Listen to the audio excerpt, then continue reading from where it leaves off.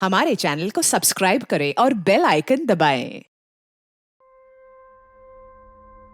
मृत्यु से गले लगकर लौटना क्या होता है? बाल बाल बचना। गुरुजी, निश्चित मृत्यु को जीवन से मात देना। तो जब ऐसा होता है तब क्या साक्षात मृत्यु खड़ी दिखती है? शायद कभी कभार मृत घोषित करने के बाद भी लोग जीवित हुए हैं, ये किए गए। ऐसा होना एक इशारा होता है कि आपका समय अभी तक आया नहीं है। अंदर की आंख जाग जाए तो जीते जी मौत देख सकते हैं। कैसे गुरुजी? जीवन कैसे जीना है हमारे हाथ में होता है। हम देख सकते हैं हमारी जिंदगी को, ये कैसे देख सकते हैं कि मौत कैसे और कब आएगी? देखो, जीवन एक यात्रा है जिसका अंतिम पड़ाव है मृत्यु। लेकिन गुरुजी, ये अंतिम पड़ाव नजर नहीं ना आता कभी। हमारे अंदर की आंख जगाई जाए तो जैसे स्पष्ट जीवन दिखता है वैसे ही स्पष्ट मृत्यु दिख सकती है, वो खड़ी आंखों के बिल्कुल सामने। मुरारी के घर में मिली 10 लाशों का रहस्य और भी गहरा होता जा रहा है। क्या ये एक सामूहिक आत्महत्या की संधि थी या किसी भयंकर हत्या की साजिश? उड़ती खबरें तो कई हैं, पर इनमें से एक भी इस बात का अंदेशा नहीं देती कि किसी ने इस घर में घुसकर इन 10 लोगों के परिवार का सफाया किया। पर एक एक्सक्लूसिव खबर सिर्फ हमारे न्यूज चैनल F24 को मिली कि इन 10 मौतों के पीछे किसी तंत्र विधि, किसी किस्म की नरबली की संभावना हो सकती है। घर के दाहिनी तरफ पूजा घर के बाहर की दीवार पर 10 विचित्र तरह की ड्राइंग्स बनाई गई और हर ड्राइंग पर एक कील ठोकी गई। हाथ से बनी 10 तस्वीरें और घर में हुई 10 मौतें। क्या इन दोनों के बीच कोई कनेक्शन है? पूरे मोहल्ले में ऐसा कोई भी नहीं जिसने किसी को इस घर में आते हुए देखा। अनुमान लगाया जा रहा है कि ये कांड किसी पारिवारिक दुश्मनी या किसी मसले। Good evening sir. Firoz, F24 news channel लगाओ। एक सवाल सभी कर रहे हैं कि क्या ये परिवार किसी तांत्रिक से सलाह मशवरा कर रहा था? क्या किसी बाबा के उकसावे के चलते इन 10 लोगों ने सामूहिक आत्महत्या की? कई लोगों का मानना है कि वो जो 10 तस्वीरें घर के बाहर बनाई गई थी वो किसी बुरी ताकत को दूर करने की गई। सुनने में आ रहा है कि घर से एक डायरी बरामद हुई। फिलहाल इस डायरी की डिटेल्स नहीं आए हमारे पास, लेकिन अनुमान लगाया जा सकता है कि ये डायरी इन मौतों पर रोशनी जरूर डालेगी। हाँ सर, हमारे केस से जुड़ा मामला लगता है। हाँ फिरोज, मुझे भी यही लगा। जिस तरह से लाशें मिली हैं इस केस में, क्या कोई कड़ी कॉमन है हमारे केस में और इस मुरारी केस में?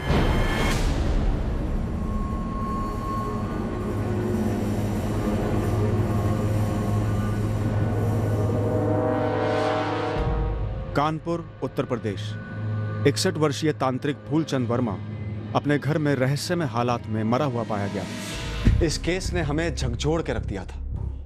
हम ये साबित ही नहीं कर पा रहे थे कि ये एक आत्महत्या का केस था या फिर हत्या का। और अब ये 10 लोगों के परिवार की मौत वाला केस हमारे सामने आया था, जिसके चलते हम तांत्रिक फूलचंद वर्मा के केस को एक नई नजर से देखने लगे।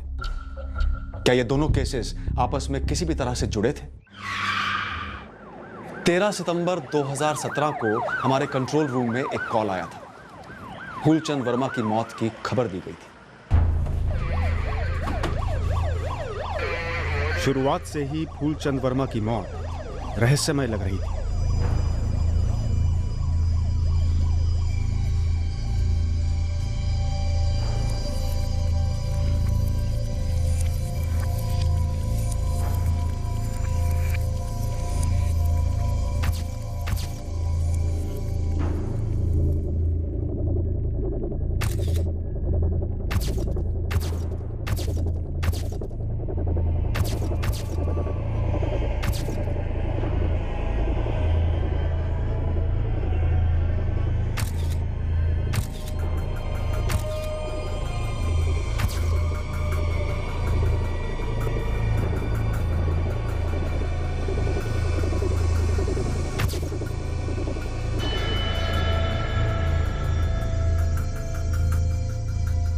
तो मंजू, तुमने देखा लाश को सबसे पहले? हाँ साहब, लेकिन क्या हुआ कैसे हुआ हमें नहीं पता साहब। जो पता है वो बताओ। साहब, रोज की तरह हम 8 बजे काम पर आए। कौन है? गुरुजी है मंजू। मंजू, वो जॉब कर रहे हैं, बीच में नहीं उठ सकते। 10 मिनट बाद आना। हम 2 मिनट रुके साहब, सोचे कि जाके ठेले पे चाय पी कर आते हैं साहब। जब लौट कर देखे तो दरवाज़ा खुला हुआ था।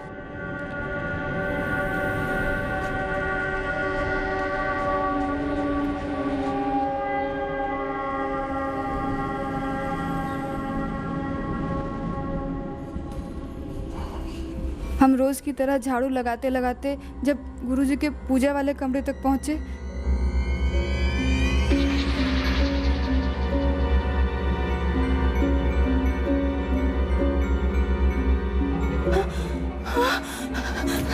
गुरुजी, गुरुजी, गुरुजी।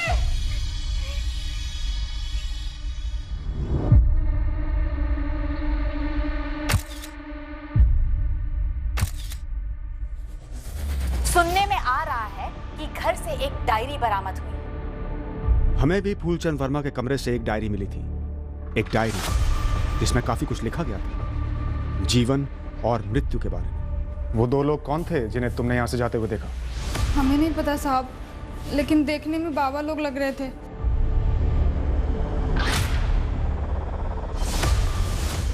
उन दोनों को पहले भी कभी देखा था यहाँ पे? नहीं साहब, और साहब देखा भी होगा तो याद नहीं रहेगा साहब। सब बाबा लोग एक ही जैसे दिखते हैं साहब, और गुरुजी से मिलने तो ऐसे भी बहुत सारे लोग आते जाते हैं साहब। हमारा इन लोगों से कोई लेना देना नहीं है साहब, बस हम अपना काम 2 घंटे में करके यहाँ से निकल जाते हैं। गुरुजी के यहाँ घर में और कौन कौन रहता है? कोई नहीं साहब, हम अपना काम खत्म करके 10 सवा 10 बजे तक यहाँ से निकलते हैं। तब उनके 2 चेले नितिन जी और मनीष जी आते हैं, गुरुजी के पास तंत्र मंत्र सीखते थे। तो और कोई नहीं है फूलचंद जी का? हैं साहब, उनके एक बड़े भैया हैं, यहीं कहीं कानपुर में रहते हैं। और बीवी बच्चे? थे, लेकिन अब कहाँ है पता नहीं, हमने सिर्फ सुना है, कभी देखी नहीं। सर, तंत्र मंत्र की सामग्री के अलावा ये एक डायरी मिली है, और ये फोन शायद फूलचंद जी का ही है। फूलचंद जी के भाई का नंबर है? नहीं है साहब। उनके दोनों चेले नितिन और मनीष, उनमें से किसी का नंबर? नहीं साहब। फिर उस फोन में चेक करो, बड़े भाई का नंबर या दोनों चेलों में से किसी एक का नंबर तो होगा ही होगा। नौकरानी मंजू बता रही थी कि उसने 2 बाबा लोगों को निकलते हुए देखा था घर से बाहर सुबह। आप लोगों ने भी सिर्फ किसी ने देखा? नहीं साहब, हम तो अपने घर के अंदर ही बैठे थे, हमने किसी को आते जाते नहीं देखा। मंजू ने बताया कि फूलचंद जी का परिवार है कहीं, आप जानते हैं उन्हें? अच्छी तरह से जानते हैं साहब, यहीं रहता था। लेकिन 10 साल पहले फूलचंद जी और उनकी पत्नी का तलाक हो गया था, और उनकी पत्नी दोनों बच्चों को लेकर कहीं चली गई थी। और कोई जानता है फूलचंद जी के बारे में? कोई उनका दोस्त, रिश्तेदार वगैरह? वो उनके बड़े भाई हैं ना रघुवीर जी, उनको पता होगा। हाँ जी, हम रघुवीर वर्मा बात कर रहे हैं। फूलचंद जी के बड़े भाई? जी हाँ, बात क्या है? फूलचंद जी का देहांत हो गया है, शायद मर्डर हुआ है। मर्डर? फूलचंद का? हमें लगता तो ऐसा ही है, पर अभी क्लियर नहीं है। फूलचंद जी की लाश लटकी हुई पाई गई है। आप गिरधर नगर थाने आ जाइए। ठीक है।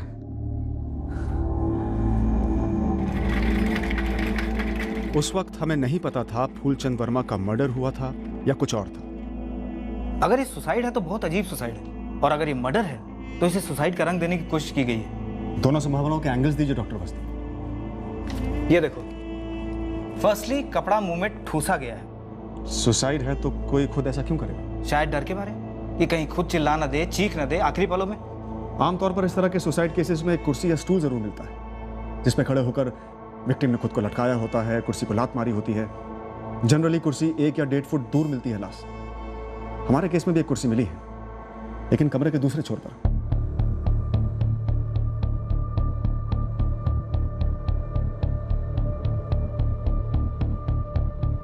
इसीलिए मैंने कहा कि मर्डर भी हो सकता है। आपके फाइंडिंग्स क्या हैं? इसके दाहिने हाथ पर उंगलियों और नाखूनों के निशान पाए गए हैं, जैसे किसी ने जबरदस्ती पकड़ा हो, और वो भी हाथ के पीछे ले जाकर। इधर आओ, ऐसे। सेम मार्क्स इसके बाएं हाथ पे भी दिखते हैं। लेकिन फिर भी डॉक्टर अवस्थी, आप मुझे किसी एक एंगल की तरफ ग्रीन सिग्नल नहीं दे रहे हैं। मर्डर या सुसाइड? मैं आपको वही सिग्नल दे रहा हूं जो मुझे बॉडी दे रही है। बाकी आपकी इन्वेस्टिगेशन को फाइंड आउट करना है कि इसकी दुनिया और इसके आसपास के लोग क्या कहते हैं।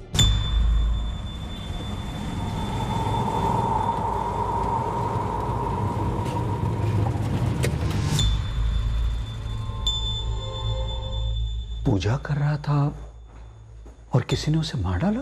ऐसा लगता है रघुवीर जी।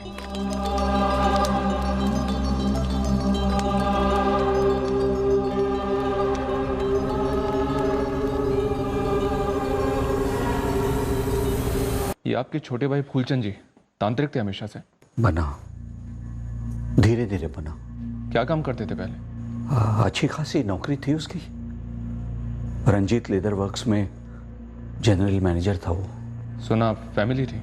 संध्या उसकी पत्नी, तलाक के बाद वो यहीं कानपुर में ही रहती है और उनका बेटा राजेश बेंगलुरु में जॉब करता है और बेटी लक्ष्मी शायद मुंबई में सेटल्ड है। आपका छोटा भाई सामान्य गृहस्थ आदमी तांत्रिक कैसे बना? पता नहीं, सब कुछ छोड़ छाड़ कर अच्छी खासी बनी बनाई जिंदगी।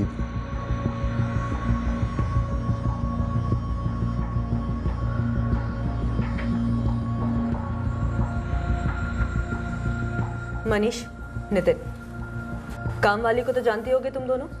मंजू। हाँ, मंजू ने हमें बताया कि जब उसने घर की डोरबेल बजाई तो अंदर से किसी ने उसे 10 मिनट रुकने के लिए कहा। जॉब कर रहे हैं, बीच में नहीं उठ सकते। ये सुबह 8 बजे की क्या पूजा होगी? शुद्धिकरण, बुरी ताकतों को भगाने वाली पूजा।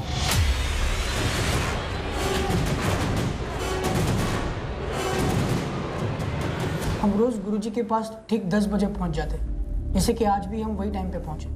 मैडम, हमें तो यकीन ही नहीं हो रहा है कि गुरुजी ऐसे छोड़कर हमें अचानक चले गए। छोड़ के चले गए? मनीष, मर्डर हुआ है फूलचंद जी का। हाँ हाँ, वही। ये जो शुद्धिकरण की पूजा थी, ये फूलचंद जी किसके लिए कर रहे थे? मंजू का कहना है कि उसने बाहर 2 लोगों को जाते हुए देखा जो बाबा या तांत्रिक टाइप के लग रहे थे,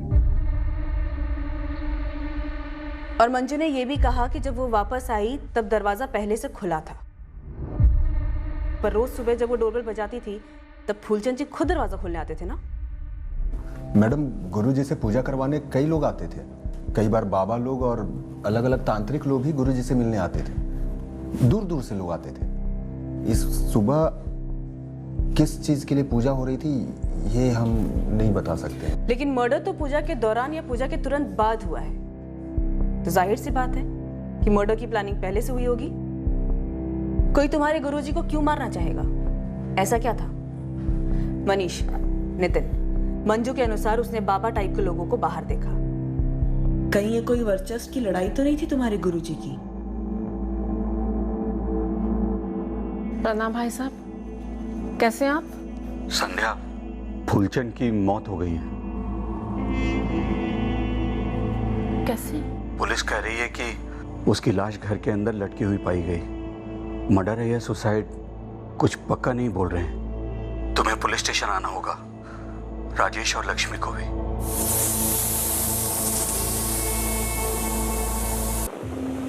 लक्ष्मी, तुम्हारे पापा नहीं रहे, पुलिस केस है, कह रहे हैं कि मर्डर या सुसाइड हो सकता है। हेलो लक्ष्मी? हाँ माँ। बेटा, राजेश और तुम आओगे तो अच्छा रहेगा। हाँ, हम करते हैं राजेश भैया से बात।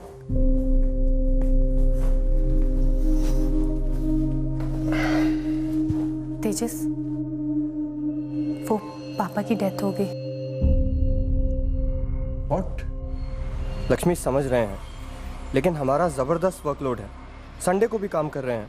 तुम जा सकती हो तो जाओ। हमारे लिए छुट्टी लेना इम्पॉसिबल है इस वक्त। वैसे भी लक्ष्मी, हमें पापा से मिले या बात किए हुए कई साल हो गए। हम कौन सा टच में थे उनके भैया?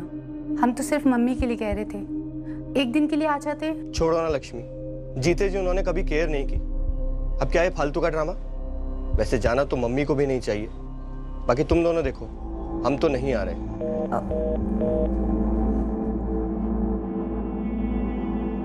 फूलचंद की तलाकशुदा पत्नी संध्या और बेटी लक्ष्मी से हमें सुनने को मिलने वाली थी एक कहानी,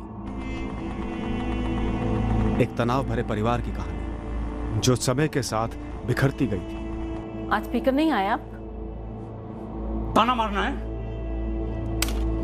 आते वक्त नहीं। संध्या ने हमें बताया फूलचंद के गुस्से और हिंसक स्वभाव के बारे में और किस तरह वो आए दिन संध्या पर हाथ उठाता। पापा, आपसे कुछ बात करनी है। बोलो। लक्ष्मी से पता चला कि उसके और उसके भाई राजेश द्वारा समझाने की हर कोशिश के बावजूद फूलचंद अपने गुस्से और हिंसक बर्ताव से बाज नहीं आया। वो दोनों उसे कभी समझ ही नहीं पाए। हम बिल्कुल नहीं रहेंगे अभी यहाँ पे, हम चले जाएंगे। मम्मी, हम कहाँ जा रहे हैं? संध्या के पास तलाक के सिवाय कोई चारा ही नहीं बचा था। और वो बच्चों के साथ फूलचंद से पूरी तरह अलग हो गई। काहे का तंत्र मंत्र, काहे की शुद्धिकरण और काहे की शक्तियां, जो आदमी अपने घर के ग्रहण को कभी ठीक ना कर सका, कभी सुधार ना सका। क्या वो तब भी तंत्र विद्या का अभ्यास करते थे? हमको कुछ नहीं पता वो क्या करते थे और क्या नहीं करते थे। खाली हमको इतना पता है कि वो गुस्से में आके हमको पीटा करते थे। वो कब बाबा बन गए, कब लोगों की नजर में गुरुजी बन गए, हमको कुछ नहीं पता। हमारे लिए तो सिर्फ वो बुरी शादी का एक आधा हिस्सा थे। रिश्ता तो 10 साल पहले ही खत्म हो चुका था। अब वो आधा हिस्सा भी मिट गया। ये कैसे हुआ, मर्डर या सुसाइड, हमको नहीं पता और ना ही पता करना है। हमने फूलचंद जी का नाम तो सुना है, परंतु यह कभी नहीं सुना है कि कोई व्यक्ति साक्षात अपने मृत्यु को देख सकता है। यदि फूलचंद जी ऐसा कह रहे थे तो हमें तो सिर्फ यह ढोंग लगता है। अच्छा, उनकी नौकरानी बता रही थी कि उसने 2 बाबाओं को उनके घर से जाते हुए देखा था। कोई आइडिया है कि कौन हो सकते हैं वो दोनों? हमने सैकड़ों तंत्र मंत्र करने वाले बाबाओं से पूछताछ की। कोई भी स्पष्ट रूप से बता नहीं पा रहा था कि नौकरानी मंजू कनौजिया ने जिन 2 बाबाओं को कत्ल की सुबह फूलचंद के घर से निकलते देखा था वो कौन हो सकते थे। हमने फूलचंद वर्मा के फोन रिकॉर्ड्स में फीचर हुए उन सभी लोगों से कांटेक्ट किया जो उसके पास सलाह मशवरा और उपायों के लिए आते थे। नितिन और मनीष, फूलचंद के शिष्यों ने भी एक भक्तों की सूची बनाई जो फूलचंद के दर्शन के लिए बराबर आया करते थे। हमें इन लोगों में उस शख्स को ढूंढना था जिसके पास फूलचंद की हत्या करने का कोई कारण था। ओम श्री शांताकारं भुजगशैलं पद्मनाभं सुरेशं विश्वाधारं गगन सदृशं मेघवर्णं शुभांगं लक्ष्मीकान्तं कमलनयनं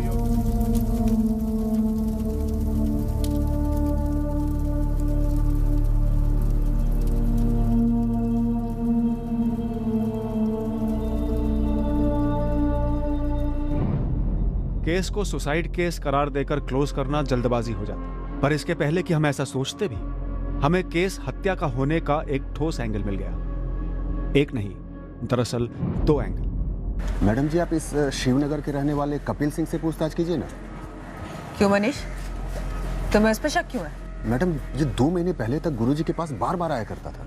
फिर कोई झगड़ा वगड़ा हुआ था? हाँ, हुआ ना मैडम। और हम अंतिम संस्कार के वक्त देखें, उस कपिल सिंह के चेहरे पर सुकून था। ऐसा भी क्या हुआ था इस कपिल और तुम्हारे गुरुजी के बीच में? मैडम, वो इस कपिल का बेटा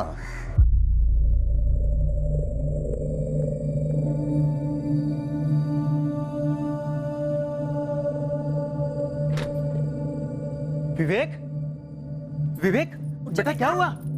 विवेक, विवेक बेटा खड़ा हो। ये लीजिए, ये लीजिए। उठ जा बाबू। पापा मसला। बेटा क्या हुआ? बेटा क्या हुआ?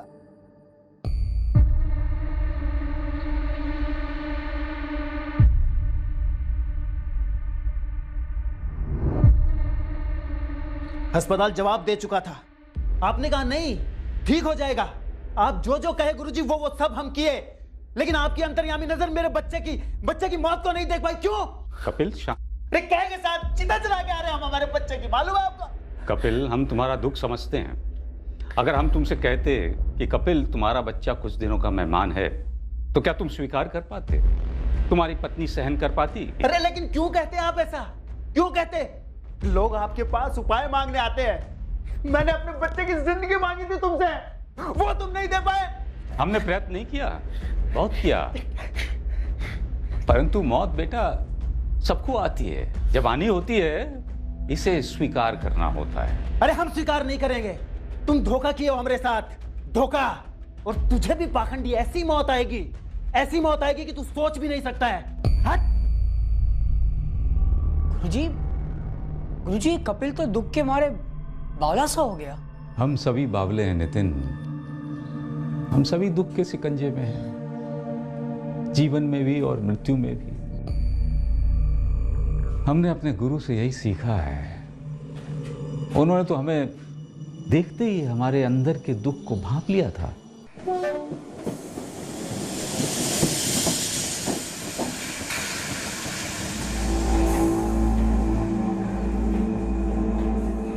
हमारी पत्नी और हमारे बच्चों का हमें छोड़कर चले जाने का दुख हमारी आत्मा को खोट रहा था।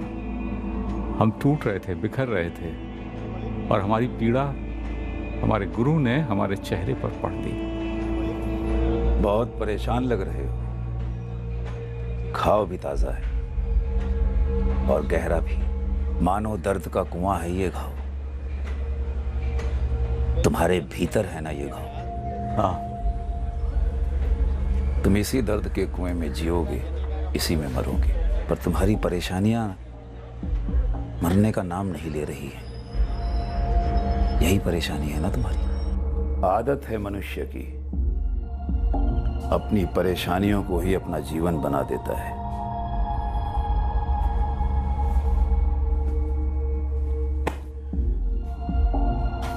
फिर अपेक्षा करता है कि परेशानियां समाप्त हो जाएं। कैसे होंगी? परेशानियों को हम अपने आप से लिपटा के जो रखते हैं, फिर सोचते हैं अब केवल मृत्यु ही है जो इन परेशानियों से मुक्ति देगी। सच कह रहे हैं बाबा, हमारा तो हर दूसरे दिन मन करता है कि मर जाए, छूट जाए। ऐसा सोचने वाले केवल तुम ही नहीं हो। और फिर मृत्यु कोई इच्छा तो है नहीं जो पूरी होती है या नहीं होती है। मृत्यु तो एक सत्य है, एक मंजिल है जहां तुम्हें हर हाल में पहुंचना है। अब वहां की गाड़ी या जहाज तुम्हारे कब आएंगे ये तो कोई नहीं बता सकता। आप बता सकते हैं कि हम अपने दुख के साथ कब तक जिएंगे? कितना जीना चाहते हो अपने दुखों के साथ? साल बोलो। और एक सेकंड नहीं, हम तो इस यात्रा को खत्म करना चाहते हैं। हमें मृत्यु चाहिए। मृत्यु चाहिए तो ध्यान लगाकर एक समय तय करो जब तुम्हें जाना है। जा सकोगे, यह शक्ति हम सब में है। अगली बार जब तुम यहां आओगे हम तुम्हें नहीं मिलेंगे इस संसार में। ऐसा क्यों कह रहे हैं गुरुजी? कह नहीं रहे, देख रहे हैं अपनी मृत्यु को। हमारे गुरु ने सारी विद्या, सारी हिम्मत हमें दे दी थी, और जब अगले दिन हम उनके दर्शन और सेवा के लिए पहुंचे तो वो जा चुके थे। अरे बाप रे, मतलब एक दिन पहले बोले और दूसरे दिन चल बसे। हाँ गुरुजी, उन्होंने अपनी मृत्यु देखी? वो तो हम नहीं कह सकते, लेकिन कोई आभास उन्हें हुआ अवश्य था।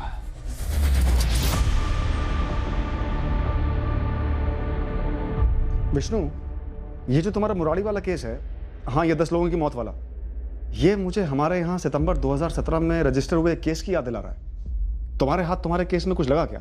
नहीं राजपूत, अभी नहीं। हालांकि रोज नई कहानियां, नए एंगल्स उभर आते हैं। बेसिकली हम पोस्टमार्टम की राह देख रहे हैं ताकि डिटेल रिपोर्ट साथ लगे।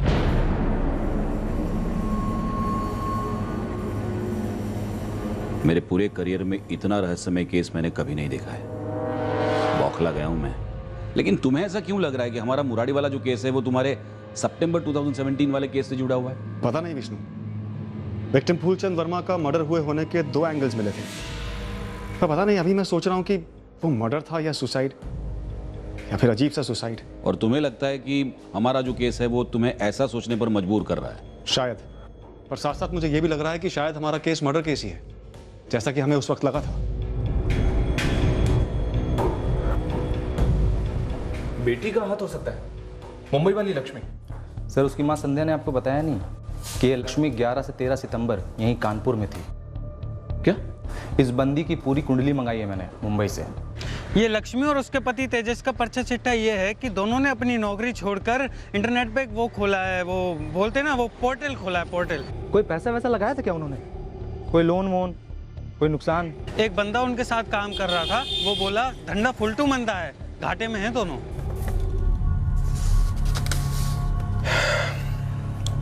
लक्ष्मी, कैश फ्लो माइनस में गया है, पोर्टल आगे बढ़ाना है तो हमें एक साथ एक बड़े अमाउंट की व्यवस्था करनी ही पड़ेगी। हाँ जानती हूँ, लेकिन पापा से मतलब तुम जो कह रहे हो वो इम्पॉसिबल है तेजस।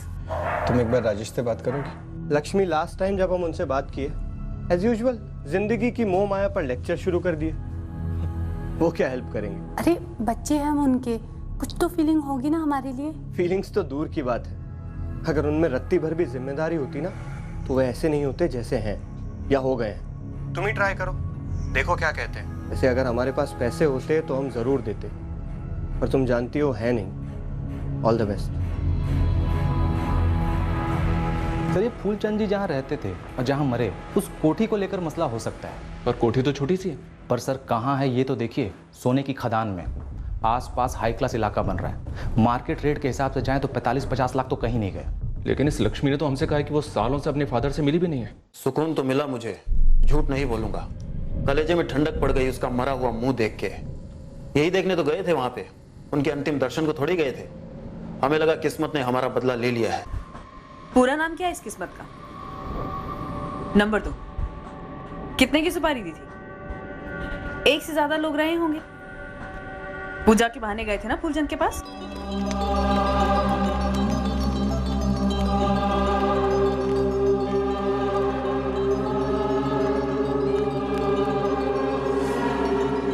बेटे की मौत का गम कम करने के लिए फूलचंद की बलि चढ़ा दी। अगर इस फूलचंद को मारने से मेरा बच्चा लौट आता तो मैं इसे मारता और अपने इन हाथों से मारता। 13 साल का बच्चा था मेरा, सिर्फ 13 साल का। बेटे का बदला, कलेजे की ठंडक, ये जायज कारण है किसी को मारने या मरवाने के लिए। खुद भी शामिल थे इसमें? साथीदारों का नाम बोलो कपिल। मैडम, किसी को मारने के लिए हिम्मत लगती है, ताकत लगती है, नफरत लगती है। और मेरे बच्चे की मौत के बाद मुझ में हिम्मत और ताकत नहीं बची है। हाँ, नफरत है, और वो इतनी है कि इसके मरने से खत्म नहीं हो सकती थी। थोड़ी देर के लिए सुकून मिल सकता था, सो मिला। मैडम, हम नहीं मारे इसे, हम कह रहे हैं आपसे, विश्वास कीजिए हमारा। क्या झूठ बोले हम? आपने इसी कुर्सी पर बैठकर मुझसे कहा था कि 10 साल से आप और आपके दोनों बच्चे फूलचंद जी के कांटेक्ट में नहीं थे। आपने बताया नहीं हमें कि 11 से 13 सितंबर तक लक्ष्मी यहीं थी, कानपुर में। हाँ थी तो, कौन सा झूठ बोले हम? पहले ये तो बताइए, हम झूठ कौन सा बोले? आपने कहा था कि लक्ष्मी और राजेश कभी अपने पिताजी से मिलते ही नहीं थे। हाँ, नहीं मिलते थे। तो क्या कानपुर में खाली उनके पिताजी रहते थे क्या? अरे हम भी तो रहते हैं, वो दोनों आते हैं हमसे मिलने। 11 और 13 सितंबर के बीच लक्ष्मी आई थी हमसे मिलने। तो फिर ये बात आपने हमें बताई क्यों नहीं? चुप रहना, छुपाना, झूठ बोलना ही होता संध्या जी।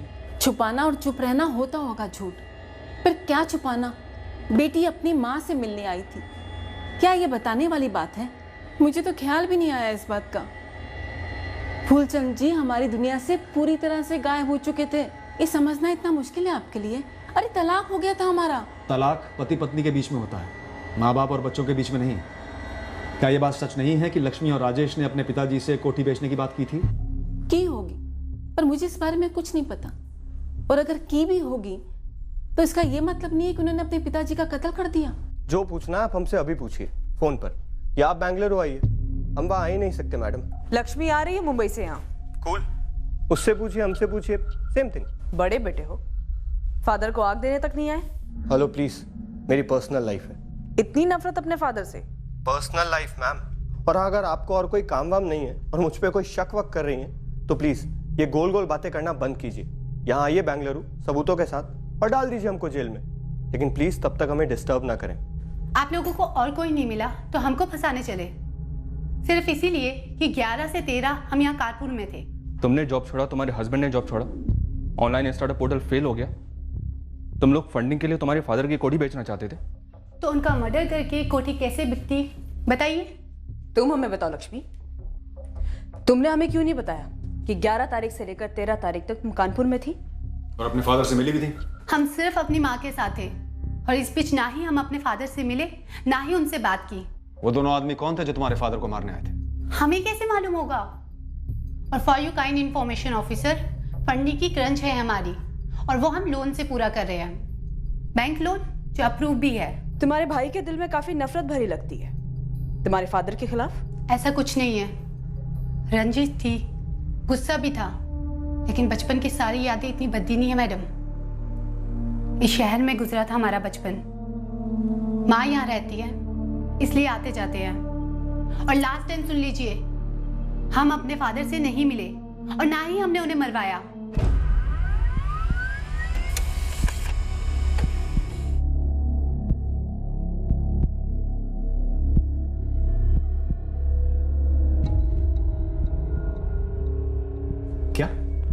कुछ भी नहीं मिला? नो सर, राजेश और लक्ष्मी दोनों के फोन रिकॉर्ड्स बिल्कुल साफ हैं। अच्छा, उसके अलावा वो लोग कोई और नंबर्स यूज करते हो तो बात अलग है। एज ऑफ नाउ सब कुछ क्लियर है, जैसा कि सर ने कहा, कोई फुटप्रिंट नहीं मिले हैं। फूलचंद के घर के बाहर आसपास कहीं कोई सीसीटीवी? शायद वो दोनों बाबा कैप्चर हुए हों। गेरुए रंग का कपड़ा डाल रखा था, ऐसा बताया था मंजू ने। फूलचंद वर्मा के घर के आसपास के सीसीटीवी चेक किए और उनमें कोई भी दो बाबा लोग नहीं दिखाई दे रहे। और अजीब बात तो यह सर कि इस मंजू के अलावा उन दो बाबाओं को किसी ने भी नहीं देखा। तो क्या मंजू झूठ बोल रही है? कड़ी से कड़ी ग्रिलिंग हुई मंजू की। वही सवालों को घुमा घुमा कर उसके जवाबों को कंपेयर किया गया। क्राइम सीन को अनगिनत बार डिस्क्राइब करने को कहा गया। हमें लग रहा था कि शायद मंजू भी इस मर्डर की साजिश का हिस्सा हो सकती है। शक की सुई फूलचंद के दोनों चेलों पर भी थी, नितिन और मनीष। शायद किसी ने उन्हें मोहरा बनाया हो। शायद घर से निकले दो बाबा दरअसल नितिन और मनीष ही थे।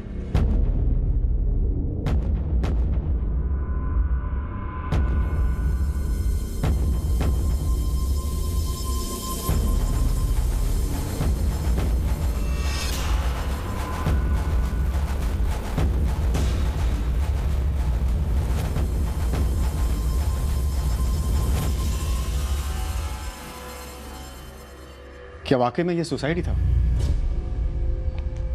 क्या फूलचंद ने खुदकुशी की थी?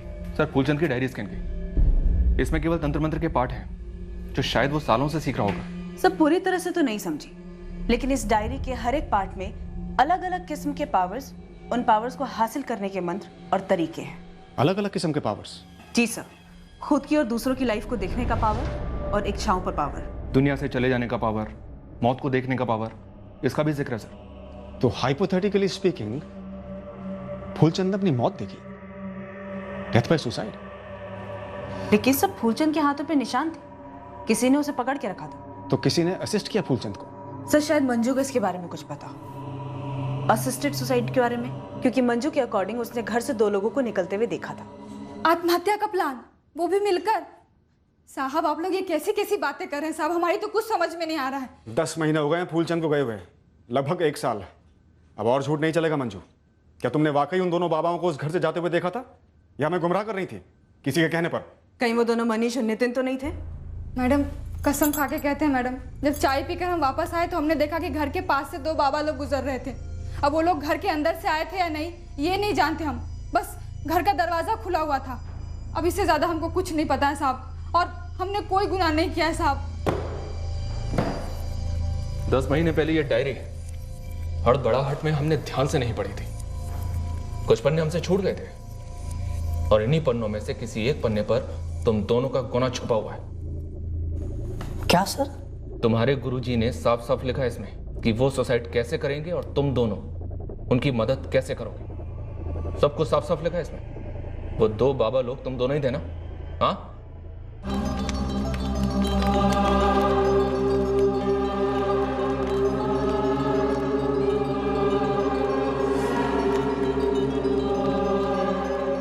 तुम दोनों ने गुरुजी की सुसाइड करने में मदद की?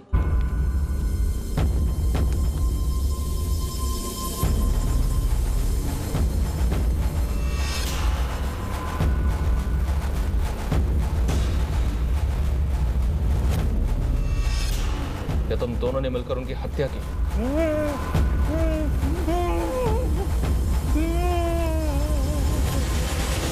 नहीं सर, ना हमने गुरुजी को मारा है, ना उन्हें आत्महत्या करने में उनकी मदद की है। उस सुबह हम लोग 10 बजे पहुंचे हैं वहां पर। सर, आप लोग ने मनगढ़ंत कहानियां बना रहे हैं सर। उस सुबह 8 बजे हम लोग अपने अपने घरों में थे। और सर, अगर गुरुजी हमें ऐसे कसम वसम भी दिलाते तो हम आत्महत्या करने में उनकी मदद नहीं करते सर।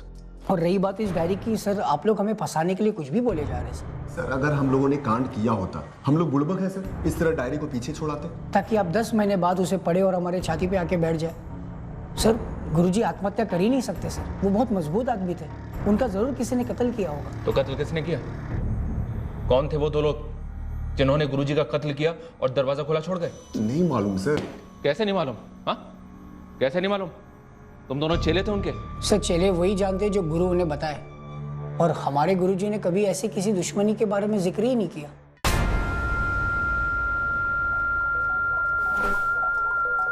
हम घूम फिर कर वापस कत्ल और सुसाइड के बीच की अंधी गली में खो से गए थे। नया सुसाइड वाला एंगल भी ज्यादा दूर तक नहीं जा पाया था। पर अब ये केस लगभग 10 महीने बाद फिर एक बार रोशनी में आया और इस बार सुलझने के आसार नजर आने लगे। केस में ब्रेक थ्रू फूलचंद के बड़े भाई रघुवीर वर्मा की तरफ से आए। क्या आपकी बुआ के लड़के? जी, जितेंद्र और पुरुषोत्तम राठी।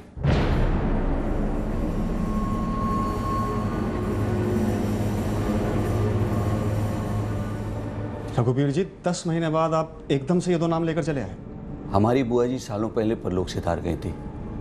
फूलचंद उनके और फूफा जी केदारनाथ राठी से करीब था। 2 साल पहले फूफा जी भी चल बसे। उनके जाने के बाद इन दोनों भाइयों से हमारा कोई खास मेल मिलाप नहीं रहा। बस रिश्तेदारी है तो दोनों आ गए थे फूलचंद के अंतिम संस्कार में। पर ये दोनों फूलचंद जी को क्यों मारते? जितेंद्र और पुरुषोत्तम के पिताजी हमारे फूफा जी केदारनाथ राठी जी 2 साल पहले गुजर गए थे। जितेंद्र और पुरुषोत्तम की एक बहन है श्रेया, उसका पति सुरेश फूफा जी की मौत के कुछ महीनों बाद वो भी चल बसा। तो जैसे वो आए थे फूलचंद के लिए, हम भी गए सुरेश की बरसी में अभी 2 महीने पहले। लेकिन मारा क्यों? आप उन दोनों के नाम क्यों ले रहे हैं? क्योंकि उन्होंने कुछ कहा हमसे जो हमको खटका। ओम श्री शांताकारं भुजगशैलं पद्मनाभं सुरेशं विश्वाधारं गगन सदृशं मेघवर्णं शुभांगं लक्ष्मीकान्तं कमलनयनं योगविद्यानिकं तं वन्दे विष्णु। आप जाके पिताजी और जीजाजी की आत्मा को शांति मिलेगी, ठंडक मिलेगी।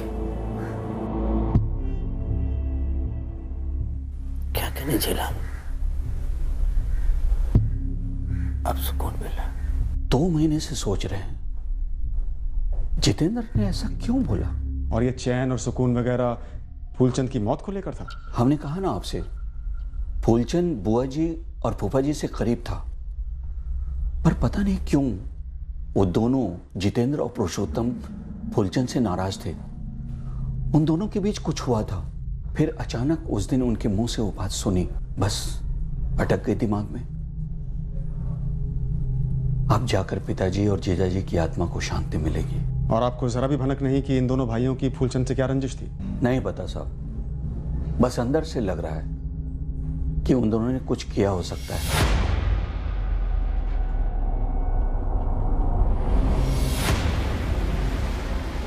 हम इन राठी भाइयों को बिना सबूत के उठाना नहीं चाहते थे। दोनों के फोन रिकॉर्ड्स में फूलचंद वर्मा के साथ किसी प्रकार का कांटेक्ट सामने नहीं आया। न मौत की सुबह कोई फोन कॉल्स हुए थे और न ही पहले, जो किसी साजिश का अंदेशा दे सकते। फूलचंद वर्मा की कोठी के आसपास की जो सीसीटीवी फुटेज हमने 10 महीने पहले निकलवाई थी, 2 बाबा की तलाश के लिए उसे फिर से देखा गया। इस बार जितेंद्र और पुरुषोत्तम राठी की तलाश में। ये दोनों थे साहब। हाँ, वो कितनी बार कह चुके हैं, हमने उन्हें पीछे से देखा था, चेहरा नहीं देखा था साहब। सफेद कपड़ा पहने हुए थे, वो गेरुआ कपड़ा कंधे पे रखा हुआ था, बाबा लग रहे थे साहब। सर, कुछ मिला है?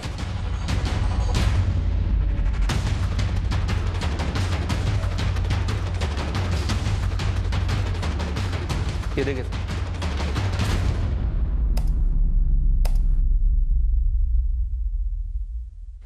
जितेंद्र और पुरुषोत्तम फूलचंद की कॉलोनी के पास थे उस दिन 13 सितंबर 8:25। और ये दोनों फुटेज में इसलिए मिले क्योंकि पहले हम सिर्फ 2 बाबाओं को ढूंढ रहे थे, इन दोनों को नहीं, क्योंकि उस वक्त हमें इन दोनों के बारे में पता ही नहीं था। ऊपर से ना तो इन लोगों ने सफेद कपड़े पहने हुए, ना ही गेरुआ कपड़ा लपेटा हुआ है। तो सब मंजू ने हमें झूठ क्यों बोला था कि उसने 2 लोगों को देखा था बाबाओं के भेष में? कहीं मंजू मिली भी तो नहीं है जो अभी तक हमसे झूठ बोलती आई है? देख मंजू, यहाँ पे केस जितना लंबा चलता है ना, कुटाई भी उतनी ही ज्यादा होती है झूठ बोलने के लिए। मैडम, हम झूठ नहीं बोल रहे मैडम, हमने उन्हें पीछे से ही देखा था। इन्होंने तो कोई बाबा वाले कपड़े नहीं पहने हैं। कितने पैसे दिए इन दोनों ने तुझे झूठ बोलने के लिए? मैडम, अगर ऐसी बेईमानी से पैसे कमाने होते ना, तो इसे दूसरों के घर में काम करके अपना पीठ नहीं तुड़वाते। कैसी पूछताछ? हमने किया क्या है? ये माजरा क्या है? पहचाना कब की है और कहाँ की है? तो कहना क्या चाहते हैं आप? हम नहीं, ये सबूत कह रहे हैं कि तुम दोनों 13 सितंबर 2017 सुबह 8:25 पर तुम्हारे ममेरे भाई फूलचंद वर्मा के घर के आसपास थे। तो क्या? तो ये कि उसी दिन सुबह 8 बजे के आसपास फूलचंद वर्मा की मौत हुई थी उसी के घर में। वही फूलचंद वर्मा जिसके साथ तुम दोनों की दुश्मनी थी। क्यों मारा? कत्ल के बाद तुम दोनों सफेद कपड़े और गेरुआ लपेटे वहां से निकले और बीच में ही कई कपड़े बदले। उसका सीसीटीवी फुटेज निकलवाया हमने। अब तुमसे भी सच निकलवाएंगे। कुटाई जिंदगी भर की गारंटी के साथ आएगी, कभी ठीक से चल नहीं पाओगे। हार मानते हैं फूलचंद भैया, मदद करो, दया करो हमें। बचा लो हमको फूलचंद भैया, हाथ जोड़ते हैं आपके। फूलचंद भैया सब कुछ छोड़ छाड़ कर तांत्रिक बने, वैसे भी हमारा कुछ लेना देना रहा नहीं। लेकिन फूलचंद भैया ने पिताजी का माथा घुमा दिया था, पूरी तरह सर वश में कर लिया था।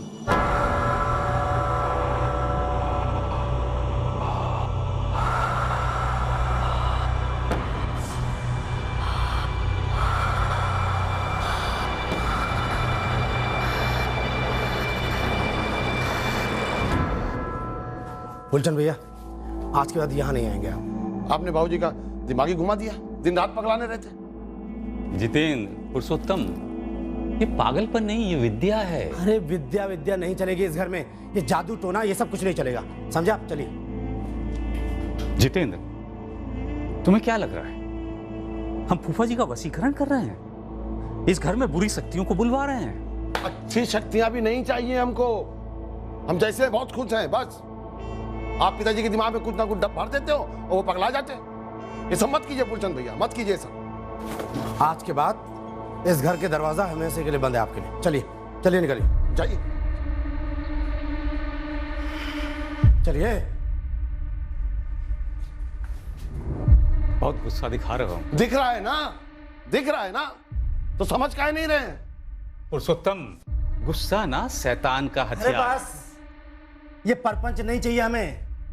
अरे इन परपंचों ने पूरे घर के सुकून को खत्म कर डाला, बर्बाद कर डाला। चलिए।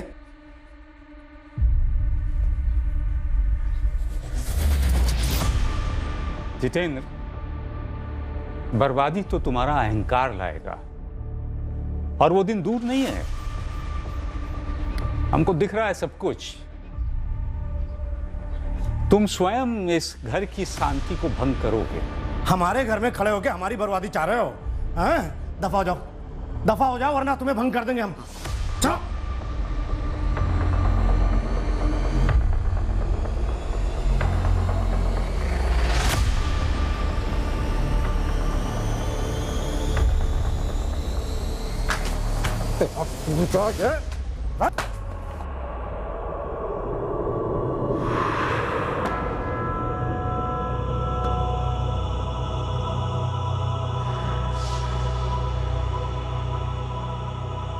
अब जो भंग हुआ है, बहुत कुछ भंग किया है तुमने।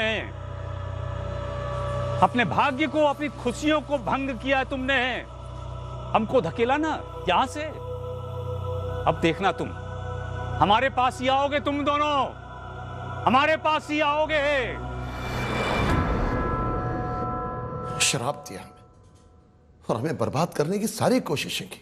हमें उससे कुछ नहीं चाहिए था, बस वो आया हमारी जिंदगी में, वो धम मचा के चला गया। कुछ ही हफ्तों में पिताजी चल बसे, एकदम से। कोई बीमारी नहीं थी, कुछ नहीं हुआ था। उसके 2 महीने बाद हमारी बहन श्रेया भी विधवा हो गई। सुरेश जीजा जी भी गए, एकदम से। कोई बीमारी नहीं थी। 2 महीने में 2 मौतें हुई परिवार में। और फिर शुरू हुआ हमारे धंधे पे घाटा, घाटे पे घाटा, एकदम से। बुरे से बुरे दिन देखने पड़े हमें। भैया, फूलचंद का श्राप याद है तुम्हें? अपने भाग्य को, अपनी खुशियों को भंग किया तुमने। जादू टोना कर डाला था हमारे घर पे।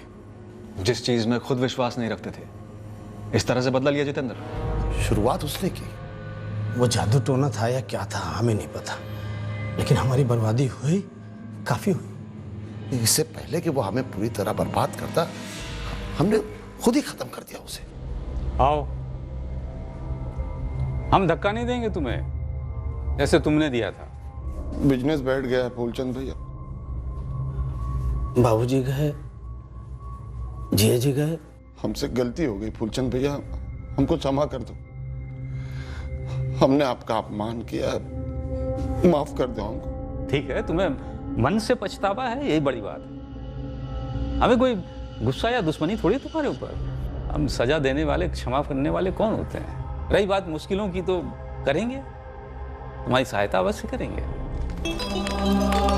ये शुद्धिकरण तुम्हारे घर से, तुम्हारे मन से, दिल से उन सभी बुरी शक्तियों को भगा देगा जिन्होंने डेरा डाल रखा है।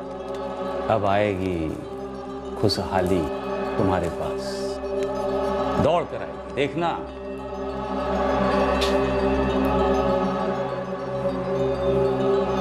ना ना ना ना ना ना, पूजा बीच में नहीं उठना, बैठो बैठो बैठो बैठो बैठो।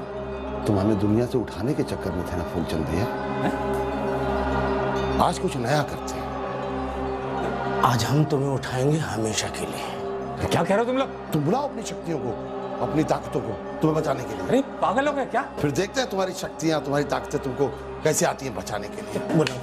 पागल हो गए? क्या कर रहे हो? समझ नहीं रहे हो तुम, गलत हो जाएगा बहुत।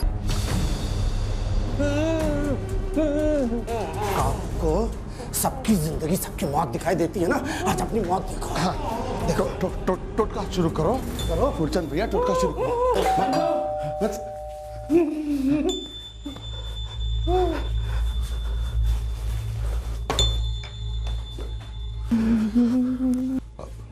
कौन है?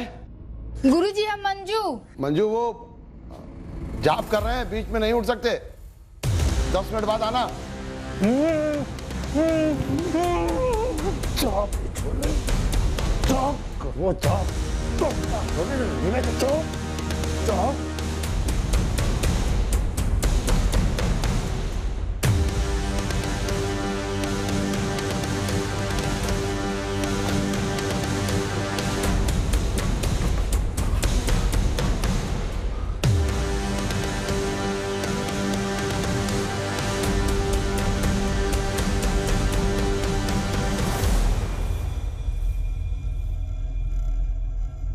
फूलचंद को मार के अच्छे दिन लौट आए हैं तुम्हारे? हमारा मकसद अच्छे दिन वापस लाना नहीं था सर।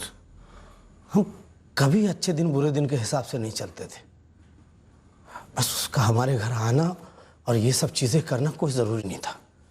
हम तो नहीं गए थे उसके घर कि हमारे लिए अच्छे दिन ले आओ। उसने खुद हमारे बाबूजी का दिमाग खराब कर दिया था, जबकि बाबूजी की लाइफ फर्स्ट क्लास चल रही थी और उस फूलचंद की डामाडोल।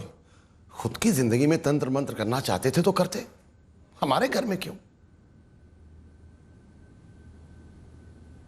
कानून का एक ही मंत्र है, जैसा करोगे वैसा भरोगे। हमने इस मंच से 1000 बार कहा है। कई और लोग भी दूसरे मंचों से यही बात कहते आए हैं कि जिंदगी में ऐसा कोई भी चमत्कार या जादू नहीं होता जिसे किसी तंत्र या मंत्र से हासिल किया जा सके। अगर किसी के पास जिंदगी संवारने की ताकत है तो वो आप खुद हैं। किसी दूसरी ताकत की तलाश में इन पाखंडियों के दरवाजे खटखटाना ना सिर्फ बेवकूफ़ी है बल्कि बेहद खतरनाक भी है। फिर मिलेंगे एक और नए केस के साथ। क्राइम पेट्रोल सतर्क। Jai Hind. For more updates subscribe to our channel, click the show links and enjoy watching the videos.